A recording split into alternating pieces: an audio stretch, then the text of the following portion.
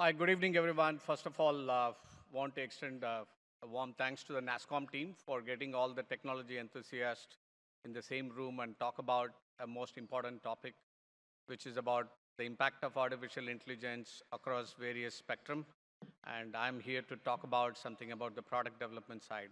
And Cyient, as many of you know, we are about $800 million plus product engineering company focused on intelligent engineering solutions to the customers across aerospace, automotive, telecom, energy, semiconductor areas. And interestingly, if you really look at what the previous panel talked about, I think this question that is on top of everybody's mind, will AI take away jobs? I think everybody understands that 80% of the jobs will get 20% benefits and 20% of the jobs will get 80% benefits on a rule of thumb, right? I think that's going to really make a lot of our time to be free. And what would you do if you get more time? I think you get a chance to listen to some music, you get to be part of some arts, and you can probably get more gaming and entertainment, music and movies, the content that will be produced by these companies, all of us will consume, right? I think that's going to be a great opportunity for many new emerging industries that is going to come out of the fallout of AI. There is always a positive side to everything, right? I think that's what I see it from here. Interestingly, if you really look at it, some of the products, whether it be it on aircraft or automotive, cars, trucks, or on the semiconductor side, the major change or challenge that is happening over the last 10 years is to keep reducing the time to market. I think the biggest challenge that every industry is faced with is to reduce time to market. And this is not something which is easy to do. And given the nature of complex safety regulations, reliability that has to be assured before it can be launched as a product. But I think there is a lot of manual interventions that is currently there. If you take an aircraft as a product, it takes anywhere between 300 to 350 manual handoffs before it gets launched into service. So if you come down to automotive, it again goes through 200 plus handoffs. So you will find that across various segments, it takes anywhere between 8 years for launching a new product in aircraft. If you go to automotive, it is 3 years. If you go to semiconductors, it's about 2 to 3 years. And if you go to consumer appliances or electronics, be it on mobile phones, it takes anywhere between 9 to 12 months. But I think if you really look at it in 5 years, 10 years from now, what is expected is a car launch every year, and from 3 years or 4 years today for every year. I think this is going to be a major change. And this is also driving a lot of product that goes into the car, be it on consumer electronics, be it on semiconductors. And they have huge pressure in terms of reducing time to market by 40 to 50%. And we have some of the global semiconductor companies that we work with are demanding us, saying that, hey, we don't want a full-blown tape out, which can take 24 months for us to tape out. Can we get something in 9 months, even if it is 90% accurate? I think some of them won't happen unless we are going to really start embracing an intelligent automation or agentic AI, which is likely to evolve into. And how do you think you start integrating them into the product development lifecycle? So you'll find various examples that are shared here, whether it is about requirements engineering, design optimization, and the number of simulation that you can do today. I think you'll find simulation, virtualization, automation is going to be the name of the game. And what's going to drive the time to market is all three of them. And significant level of automation that can be done across the life cycle, be it on design optimization and analysis optimization, and ability to do testing and test and validation can be significantly improved with an advent of intelligent automation that can be driven by AI.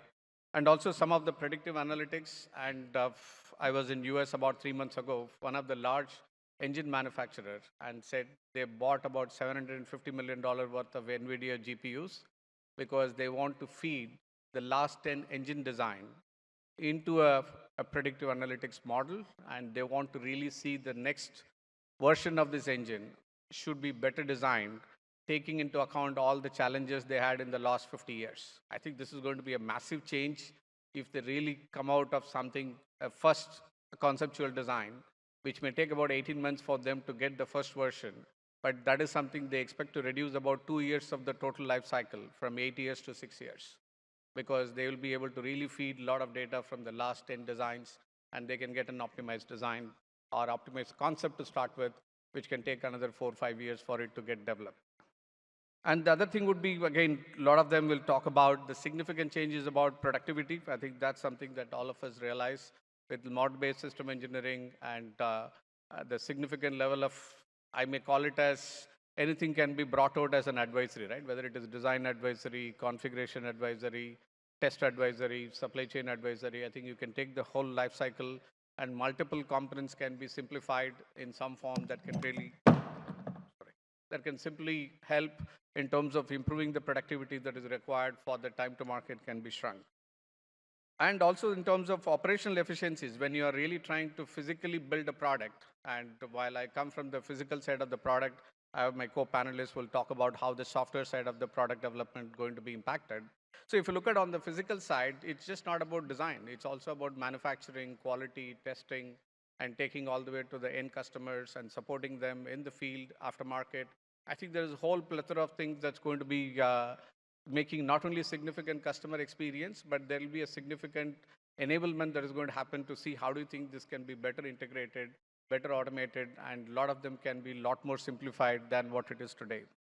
And you will find the chatbots and advisory agents. I think that's what we see as a potential future. And you will find across, as I said, product design, development, and manufacturing, quality, testing, validation, aftermarket. You will find a lot of advisory agents that will start coming up. And that's going to help in terms of how the time to market can be compressed significantly. So the journey that we are really seeing is the RPA moving into bots, into Gen AI, and probably eventually getting into what I would call it as an agentic AI. I think this is going to be the future that we are likely to see in the next 5 to 10 years. Yes, it is going to help a lot of productivity, but it is also going to make the product development to be much more faster. And if you can launch a car every 12, 18 months, I think that's going to be a fascinating world that we are going to move into. And it is also not without its impact, but it has to be led by humans, of course. And everybody talked about the AI would be assisted, and it is going to really help in terms of improving the humans to do many tasks better. And we realize that whether it is requirements management, traceability, and design optimization, value engineering, and design simulation, code quality check, and test case preparation, regulatory documentation. We have seen that in the medical device context. Every country has their own regulation.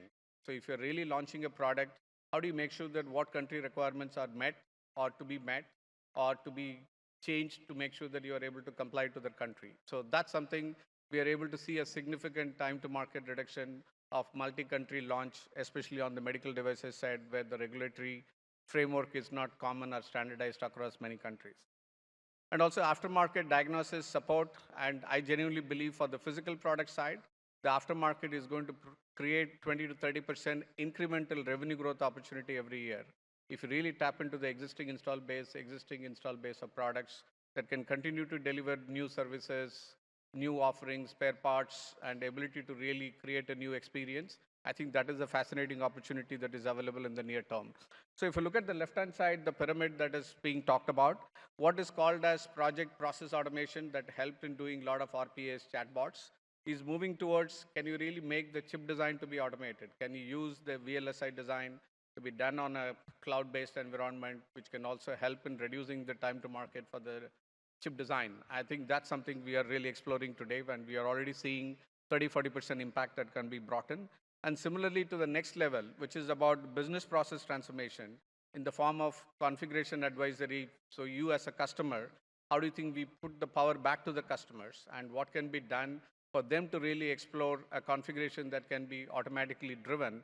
If you take, I think, 10 years ago versus today, if you want to upgrade your telecom plan, I don't think anybody gets into a call center, right? I think you have an app and you go and configure yourself. You want higher data, you want higher roaming, you are trying to really consume something different, everything is back to you. And this is something which can happen across many product segments. And this is going to really lead to design advisory, plant advisory. We built a plant advisory today, which can take into account multiple process parameters of the plant and looking at what is the way to optimize them. For example, you want a yield, you want to improve cost, you want to really reduce waste, you want to reduce the energy, and we are able to really work on some of the parameters that can be configured in a plant setting. And we can also set up what we call them as a golden setting of the plant, which gives you the best optimal output. And can you make sure that how this can be traced, recorded, and repeated for multiple other shifts, multiple other days, so that you can maximize the plant efficiency that can be brought in. So all this is possible by way of significant level of AI that is going to get integrated into the product. And this is going to be a fascinating future that we are going to see for many more years to come. With that, I will request my co-panelists to join me to talk about how are they seeing in their industry segments and what is the great opportunity that is available for the next decade. Anand and Aadarsh, please to join me here.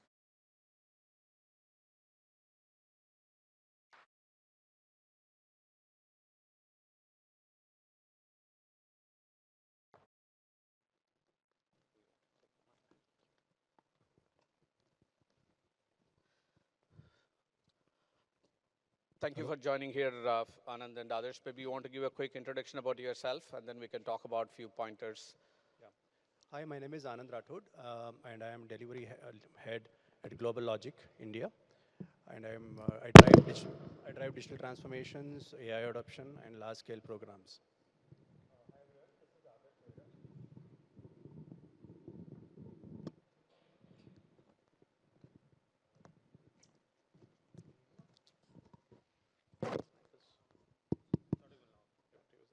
Okay, so hi everyone, this is Aadarsh Rohira. I'm the head of digital at Hero MotoCorp.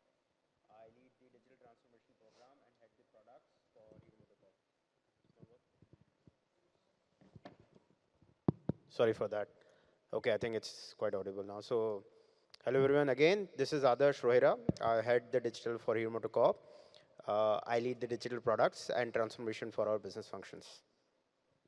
Thank you. Thank you. And we have one from the physical product side, one from the digital software products. So let me start off with the first question. Can you share some of those real use cases where things can be scaled beyond POC and pilots? And if you can touch upon some of the live examples, I think I will start with you, Anand, and then I'll get to others. Sure. I think that's an interesting question because as part of my job, a lot of my time goes into handling clients who are really demanding and challenging, especially on timelines and go-to-market. So assembling a team, getting things done, and then making sure everything goes as per the process, time and quality is key for my job, right? And and I mean, of course, no matter how best the team we have assembled, we always have challenges, to be practical, right? And very recently, in one of my engagements, we started with a proposal, and I know AI was at a hype. The last few years, we have been hearing about it, and this is one of the chances that I wanted to take, my team to take. And we have in-house product suite, and a couple of tool sets within that tool set. One is a code buddy, and then we have QA companion as well. I'm going to talk about that. But I mean, typically when we get a proposal, right, we start assembling a team of experts, SMEs, and then start working with the customer to understand the requirements, and then put up a entire solution and the proposal. So we started with, a GenAI-based approach here. We understood, we fed the requirements or the proposal, in GenAI. And believe me, by the time you would actually set up a team, which ideally takes 3 to 4 days, we were having an entire understanding of what the customer wants, right? From assumptions, dependencies, even to that matter, we were able to generate user stories and features. And then what we had to do is just start estimating it, right? So what usually takes 4 to 6 days to kind of put that effort, we were able to do it at the end of the day. In fact, we went we responded to the customer much earlier than other counterparts and more efficiently as well. Now that is the start of a typical SDLC journey, right? You pitch for a proposal, you get a proposal, and then you start with further activities, requirement gathering, for instance. And many a times, I think that is one of the critical phases. Right? And nowadays, being more agile, we get requirements at a very brief level, more of discussions. And so we are using AI to summarize those discussions, quickly create user stories, epics, and features that the team can consume. But some of those JAD sessions, which were a day-long sessions, some of the team members were not able to attend, are now we can use the transcripts and quickly summarize and get into action. So I think that's more from a requirement standpoint. Now, as a developer, right, when it comes to designing and development, always we have a challenge, right? No matter how best team we have, a team always looks upon at certain times a good a tech lead to assist. And when you are stuck at a particular problem, you would like the test lead or a senior developer to come and assist you. And we did a pilot here with our toolset CodeBuddy. And what it does, it is we were able to quickly churn around the code based on the functionality here. Again, it's a AI-driven tool. And then look, it was as if the team had a partner sitting next to them, a expert SME tech lead sitting next to them, assisting them on how do we efficiently write the code. And by doing so, and this was a pilot for around 6 weeks, we were able to see the developers were actually saving around 40 to 50% of their time. They were able to churn the code faster, not just faster, but more efficient, and then with less of code review effort that is needed and further test defects that would evolve. So I think we started to see those results coming in. And I believe, I think test automation, I know there is a lot of influence of AI now in test automation as well as all the way till code deployment to maintenance and support also. At every stage, I see AI as a great partner for the evolution and then SDLC phases altogether. Thank you.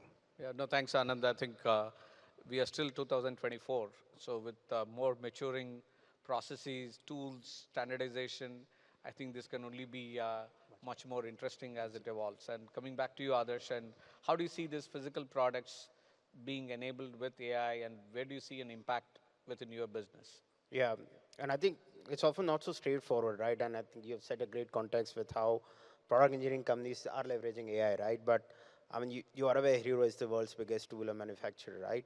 And the way we're looking at the infusion of this technology in 2, 3 areas, right? One is obviously the simplistic way, which everybody is doing, which is employee productivity, right? With your products like G Suite, Copilots and all, right? That obviously is a given thing.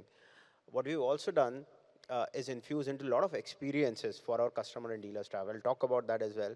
But to the point that we are starting to discuss is how it helps in the product design, right? And rightfully so, you called out previously as well, right? Often the engineering products have a big life cycle, right? A new product, and in this case, a new two-wheeler takes around 3 to 4 years to, come in from concept to realization, right? What we're doing is infusing AI and a lot of this new technologies in every step of the process. And it starts from the point even understanding consumer behavior, right? And I think in the previous session, you've also heard about the cultural AI, right? I think now the understanding of this technology is reaching a stage. We're starting to infuse a lot of current information that we had from our past products, plus what we're getting and hearing from social channels, plus the insights that we do, and start planning the product in a way. For example, if you're doing a review of a product Expulse, how an Expulse 4 years down the line would look like? What are the kind of key features that a customer in that segment is looking for? What kind of ride features he wants? How does he want ABS to work? So many such things are now getting into the product design as well. Going to the next step, the design part. I mean, again, another big accelerator that we're looking from technology point of view. How do you create quick design outputs, right? I mean, with multimodal AI and all, we're doing some experimentations there. How to create product designs for specific parts, which is a lot more resilient and a lot more influential, right? I mean, you spoke about the engine design, which takes many years, but for a lot of smaller components, it accelerates the time like anything, right? Moving further, again, as you know, complex testing, I mean, apart from the digital products, right, I think the physical products requires a lot more complex testing. So now virtualized environments where the technologies and AI are helping us to infuse that, right? And obviously then, and I'll now talk about how digital products are also infusing because that's where it goes next. And there are a couple of products already live in the market. When you visit a couple of our Hero showrooms, you can, experiment and, see them for yourself. We are now infusing, for an example, and this is where the topic of AI and human continuum comes together. We have infused generative AI for our sales executives. So imagine this, you're in the market to buy a two-wheeler, and And each person today who buys a two-wheeler have a specific need. Some might use it for commute, some might use for weekend rides, some might use for doing real adventure rides, and it could be for the same product. Earlier, what used to happen, each of our sales executive at dealership used to pitch the product in the same way. He'll talk about the specifications of the vehicle, he'll talk about how it's differentiated from the customer, but the user is still different. And today, in digital world, you'll realize most of your users already know more about the product than everybody on the field is able to explain. What we have done is we have taken information and now creating customized and personalized sales pitch for our customers. So the sales executive now knows you're a customer coming in with a specific preference. Now the same bike, for example, if you take our Harley HTX 440, is pitched very differently. If you're a rider coming in with a family, you'll be focused more on safety features of that bike, how the ABS works, right? So the entire pitch is now customized to what you want to hear. Basics taken aside, proven. So that's the difference that we are making. So that's for the sales part. There's another thing that we are doing for our customer experience. Now infusing this technology and all, in fact, and that's where the topic I want to leverage on from pilot to real use cases. More than 1.5 years ago, I think we're the first in industry to launch GenAI-based owner's manual. A lot of us have had, I mean, obviously two-wheelers, four-wheelers, we've driven, but I'm sure not many of us would open the owner's manual to look at specific information. And I'll give you a very specific example why that becomes relevant. Uh, Imagine the tire pressure that you maintain in your bike, right? I mean, it's not easy to find. It's a 40-page manual. You'll rely on the either service station or ask somebody to do that. Now with the GenAI bot, we're able to find that information. Not only that, it's so specific. I don't know how many of you know, the tire pressure to be maintained is different when you're riding solo or when riding with a pillion. I think we don't take care of that. But that's the beauty of this technology. It goes into the specific. It's going to ask you a cross question for what scenario are you doing, and then gives you that information. So that's where I just want to highlight how this has started changing the customer experience as well in digital products. Now, the third angle, which I think my colleague here also talked about, is how this is helping in product development. I mean, we all know a lot of interfaces today have become digitized, right? The world is moving there. India is even more so. How can you make that process faster, easier, right? We've talked about the SDLC cycle. Now we are writing every of the product spec, the coding buddy, the testing, even the features design, what should go into next iteration of our app, is assisted with the insight coming from that. Obviously, it's not directly made available because we have to infuse a lot of our own context into that. So there's a lot of work that our engineering and platform teams are doing, building those models, which gives you that information. There are more such examples, but I'll just pause here to continue the flow, and then we can speak more. Sure. No, thanks, Aadarsh. I think it's definitely getting fascinating as we started working with some of the product vendors, be it on Cadence or Synopsys for semiconductor or some of the Nastron, Patron, ANSYS for analysis. We have done something on physics.ai, and where it can really help in the simulation part. It can reduce almost 80 to 90% of the manual efforts if you set up the analysis right, and from meshing to analysis to getting the final report generation. I think this can be done in few minutes compared to multiple hours that it takes. So this is definitely getting fascinating. So to follow on with you, Anand, and what is the importance of human in the loop? And what are the potential blind spots if you really go and say that AI will replace whatever that I'm trying to do? And can you really touch upon the importance of human in the loop? Yeah, definitely. I think this is a very interesting topic and much debated and asked everywhere, right? So will AI replace human intervention? No, I don't think so. It's not possible. We created AI. AI is here to help us deliver our ideas, but the ideation will still be human-centric. Humans will drive that. And I believe that will happen even if AI goes into full maturity model as well. So one of the key things is, while we see AI coming into our lives right from the moment we wake up till maybe we go to sleep, we are very much using AI everywhere. But I think we need to take a pause, have a right balance, and see that we are not becoming too much reliant on AI. I think that's where it makes, we have to balance it in such a way that we don't completely rely on AI, but we keep our creativity, right? And then constantly intervene and then see if AI is doing its right job. Because if you leave it to it, there are still issues and security threats that it can pose. It can have some biases that inherently, without your knowledge, can creep in. So I think humans should be human. I don't think replacement is definitely option here, but it is more of evolution. Like for example, few years back when we used to have a lot of testing used to be mainly manual, correct?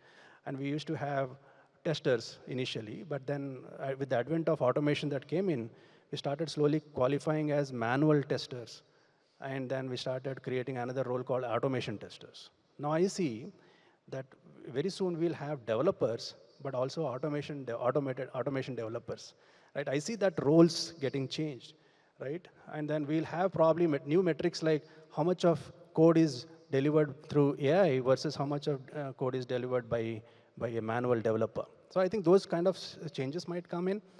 And then this will also allow the humans, when actually, if you say 40%, 50% of the efficiencies we are gaining, as you said, either we can spend time on our own work-life balance, which is one of the challenges that software guys always face, or we could do more productive and creative things that will help us in the future. So I see it more as a partner and evolving partner. So I think we should embrace rather than getting away from it. Be ready to shift our roles and probably the way we're thinking. The mindset has to change and start adapting to it. Yeah, no, I have a contrarian view on it in terms of, yes, I think human in the loop is important till the process matures, because at some point of time, human has to be out of the loop because they are going to make the process more inefficient. And if I've seen this from Internet of Things, how it was really scaling up, and all the way from intelligent process automation and now with AI. So you definitely need human in the loop just to make sure that the process is maturing. At some point of time, it has to be an autonomous operations. I think whatever we are trying to drive, whether it is on product development or any software development, I think our intent is to really drive more towards an autonomous operations eventually, which may really be supported with some assist today, but the end goal is likely to be a more of an autonomous operations view. Maybe I'll rope in Aadarsh. You want to chip in something from your side? No, I think rightful topic and very interesting to speak about. But I would like to take a very simplistic view. I mean, while we talk about new technology, this is nothing. I mean, this has happened in the past as well. Many decades ago, calculators were launched, right? We had the same kind of debate. It's going to take out a lot of people who used to do, mathematics as a course, calculations, preparations of reports, was all the rage that what will those people do. Now look at it today, right? We have trusted those systems with those calculations, right? There's no longer a need for you to rely on a calculator or a physical device to do some of those basic calculations or even advanced mathematics calculations, right? So I think that's where this technology is doing. And I think what we often say in our organization, I think aptly puts it, is the use of this technology is more aimed at democratizing excellence, right? So far, all of this or the new impact or benefits of this was limited to the people who had access or knowledge of this, right?